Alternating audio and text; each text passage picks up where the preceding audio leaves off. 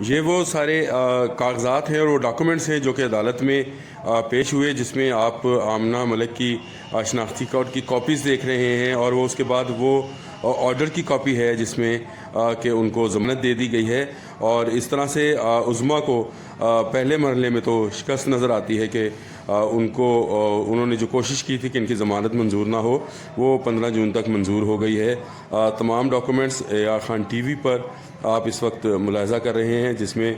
شناختی کارڈ کی کاپیز بھی ہیں اور عدالتی فیصلہ بھی ہے۔ تو اب کوئی بہام نہیں رہا کہ ملک ریاض کا جادو جو ہے وہ سر چڑھ کر بول رہا ہے اور کچھ ہونے والا ابھی نہیں ہے۔ آج بالکل پچھلے ایک ہفتے سے جو ہے وہ سوشل میڈیا پر جو ہے وہ ایک کہرام مچا ہوا ہے کہ جو پراپرٹی ٹائکون ہے ملک ریاض کی صاحبزادیوں کی جانب سے چاند رات کے دن جو وہ ماڈل عظمیٰ اور ان کی بہن پر تشدد کیا گیا تھا، جس پر جو ویڈیو جو وائرل کی گئی تھی، سوشل میڈیا پر تنقید کا نشانہ بھی بنایا گیا تھا، جس پر جو ہے وہ FIR بھی درج جو ملک ریاض کی بیٹیوں کی جانب سے جو ہے وہ ایک ہفتے کے بعد جو درج کی گئی تھی۔ 23 تاریخ کا یہ وقوع تھا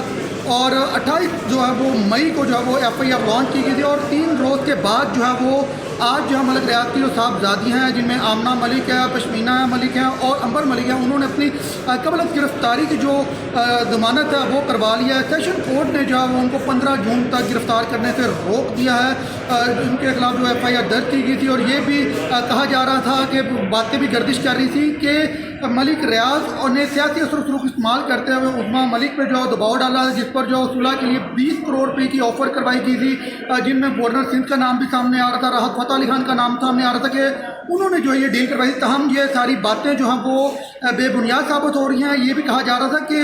گرفتاری سے قبل ہی جو ہے وہ ضمانت کروانے سے قبل ہی جو ہے وہ آمنہ ملک اور جو ان کی صاحبزادی ہیں ان کی جو ہے وہ ڈیل ہو جائے گی اور انہیں گرفتاری کی جو ضمانت ہے وہ نہیں کروانا پڑے گی۔ تاہم آج جو ہے وہ جو میڈیا ٹائکون ہے پراپرٹی ملک ریاض کی صاحبزادیوں کی جانب سے تینوں بیٹیوں نے جو ہے وہ اپنی قبل از گرفتاری کی جو ہے وہ گرفتاری کے خدشے سے جو ہے قبل از گرفتاری ضمانت جو وہ 50,000 روپے مچلقوں کے عوض جو ہے وہ انہوں نے کروا لیا۔ سیشن کورٹ سے عدالت نے انہیں شامل تفتیش ہونے کا بھی حکم دیا، اور جو رپورٹ ہے وہ بھی طلب کر لی گئی ہے۔ اب 15 جون کو جو ہے وہ دوبارہ عدالت کے روبرو پیش ہوں گی۔